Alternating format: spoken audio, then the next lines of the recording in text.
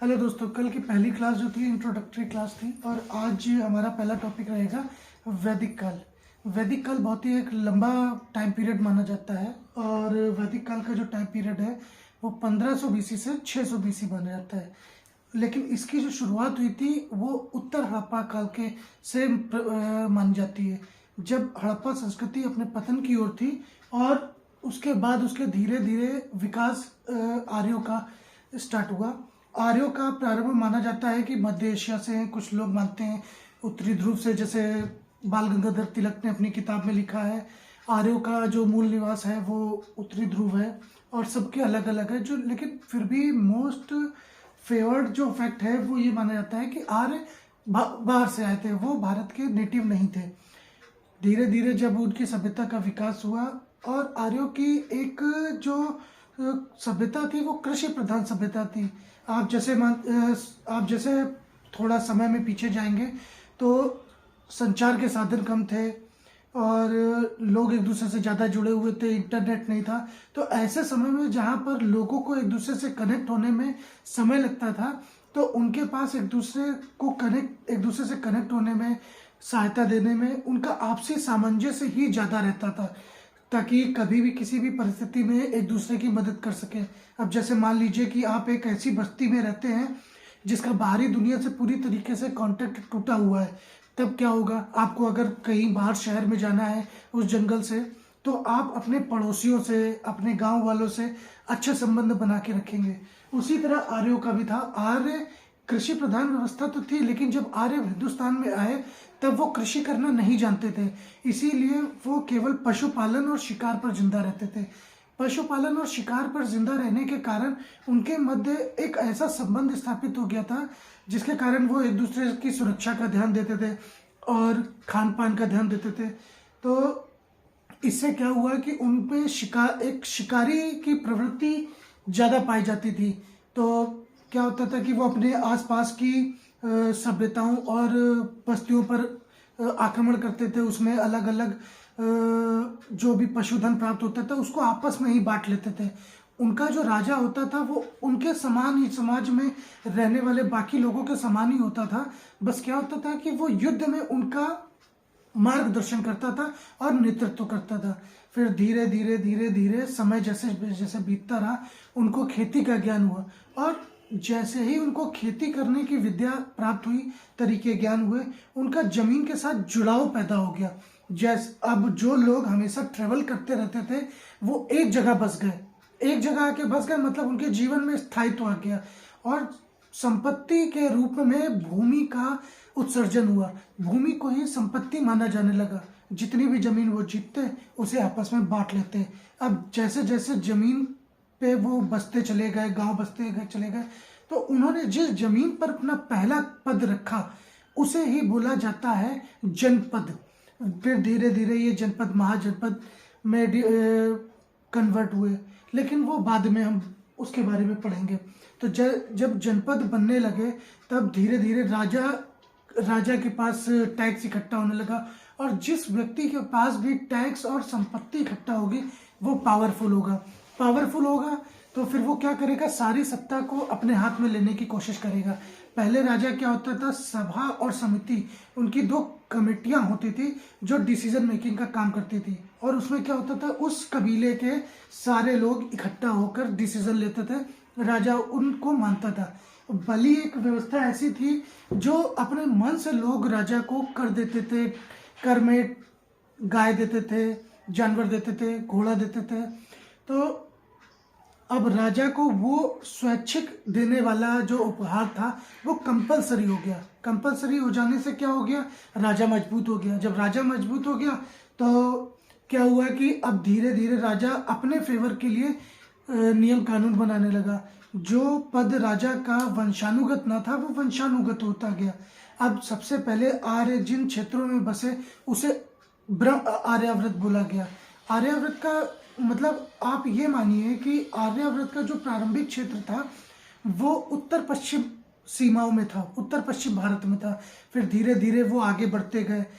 अब आर्यों का जो मुख्य लिटरेचर था जिसके बारे में हमें पता चलता है, हमें जैसे हम कैसे मानेंगे कि आर्य भी एग्जिस्ट करते थे, तो पहले कोई भाषा या इतिहास लेखन का कोई कार्य तो होता नहीं था, या उन्हें ये तो पता नहीं था कि आगे जाके भविष्य में कोई हमारे बारे में पढ़ेगा तो हमको ये लिख देना चाहिए कि हम जौ खाते हैं, चावल खाते हैं, हम ये पशुधन रखते हैं। तो उनकी जो मुख्य साहित्य जिसके बारे में हमें पता है, जिसके बारे में हम उनसे जान सकते हैं, वो है वेद। ऋग्वेद, सामवेद, अथर्ववेद और यजुर्वेद, ये 4 वेदों की रचना हुई, जिसके अनुसार उन्होंने क्या किया, और इन वेदों को श्रुति ग्रंथ बोला जाता है। इनको पहले लिखा नहीं गया था, इनको एक पीढ़ी से दूसरी पीढ़ी में लोगों ने मुख के द्वारा हस्तांतरित किया। ऐसा माना जाता है कि जो वेद हैं उनको देवताओं के ग्रंथ माना जाता है, कि देवताओं ने अपने मुख से उनको बोला है। इनका कंपाइलेशन तो बहुत पुराना है और अभी तक वेदों की रचना का काल माना नहीं गया है। कुछ लोग ऐसा मानते हैं कि जो वैदिक संस्कृति है वो हमारी हड़प्पा संस्कृति से भी प्राचीन है, क्योंकि आर्यों का आगमन लगभग 4 से 5 हजार साल पहले हमारी सिंधु भूमि में हो चुका था। अब सिंधु भूमि में तो वो आ चुके थे, लेकिन अभी भी इतना ज़्यादा ताकतवर नहीं थे और इस फैक्ट को अभी भी सत्यापित नहीं किया गया है। इसीलिए हम ये मानकर भी चलेंगे कि 1500 से 600 बीसी के बीच में ही आर्य हिंदुस्तान में आए थे। धीरे धीरे उन्होंने वेदों का रचना किया। अब जैसे मान लीजिए कि भूकंप आ जाता है, बाढ़ आ जाती है और सारी दुनिया नष्ट हो जाती है, फिर उसके बाद आज से 2-3-4 हजार साल के बाद कहीं से आपको कोई पेन ड्राइव, कोई सीडी, कोई मोबाइल मिल जाता है। अब वहाँ कोई साइंटिस्ट या कोई रिसर्चर बैठ के कैसे जानेगा कि आज सन 2022 में हम कैसे रहते थे। तो अब मान लीजिए उनको कोई गाना मिल गया, कोरोना समय में बहुत सारे गाने लिखे गए कोरोना के पे, गो कोरोना गो करके, या चौकीदार टाइप, और भी जैसे हमारी कोई मूवी मिल गई। तो ये सभी एक साहित्य का पार्ट है। अब लोग उन गानों को सुनकर मानेंगे कि नहीं, अच्छा आज से 2000 साल पहले कोई बीमारी फैली थी जिसमें लोग घरों के अंदर बंद थे, कोई पिक्चर देखेंगे, अच्छा ये साहित्य था। क्योंकि आज जो मूवीज हैं वो हमारे आज के समय को चित्रित करते हैं कि किस तरह के समाज में हम रहते हैं। अब जैसे आप 1950 की कोई मूवी देखेंगे तो उसमें कौन से हीरो हैं हमारे, किशोर कुमार साहब हो गए और दूसरे साहब हो गए, तो उसमें कैसी मूवियाँ बनती थी, कृषि बेस, जय जवान जय किसान, मेरे देश की धरती सोना उगले उगले हीरे मोती। मतलब ये गाना आपको क्या बताता है कि हमारे देश में किसानों, मतलब खाद्यान्न उत्पादन इतना कम है कि लोगों के बीच में भुखमरी है। तो किसानों को उत्साहित करने के लिए, अत्यधिक उत्पादन के लिए वो गाने बनाए गए। 1990 आया तो उसमें रोटी कपड़ा मकान, मतलब 3 बेसिक नीड्स के ऊपर फोकस किया गया। 2022 आया, बीमारी फैली तो लोगों को घर के अंदर रहने के लिए बोला गया। उसी तरह ये भी साहित्य है। अब ऋग्वेद में जैसे ऋग्वेद में जो 9वां मंडल है और दूसरा मंडल है वो बहुत बाद में लिखे गए। शुरू में क्या था, कोई किसी भी प्रकार की जाति व्यवस्था का उसमें कोई स्थान नहीं था। कोई भी व्यक्ति अपने इंटरेस्ट के अनुसार, अपनी प्रतिभा के अनुसार अपनी जाति चुन सकता था और जातियां जो थी वो कर्म प्रधान थी। बहुत बाद में जाके एक ऋषि हुए जिनका नाम मनु था, उन्होंने ऋग्वेद में और समाज के अलग अलग खंडों में, अलग अलग जगहों पर, अलग अलग स्मृतियों में अपनी विचारों को प्रस्तुत किया, श्लोकों को लिखा। तो उसके अनुसार समाज में वर्ण व्यवस्था का आगमन हुआ। पहले वर्ण व्यवस्था कर्म पर आधारित थी।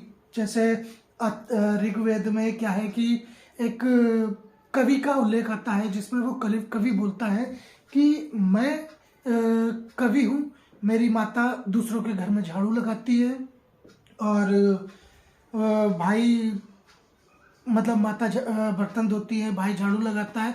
चारों के प्रोफेशंस को अलग अलग दिया गया है। अब उससे हमें क्या पता चलता है कि प्रारंभिक जो ऋग्वैदिक समाज था उसमें किसी भी प्रकार की वर्ण व्यवस्था का उल्लेख नहीं मिलता है। ऋग्वेद को, वैदिक काल को हम 3 चरणों में विभाजित करते हैं। एक प्रारंभिक वैदिक काल, एक मध्य वैदिक काल और तीसरा जो अंतिम है उत्तर वैदिक काल।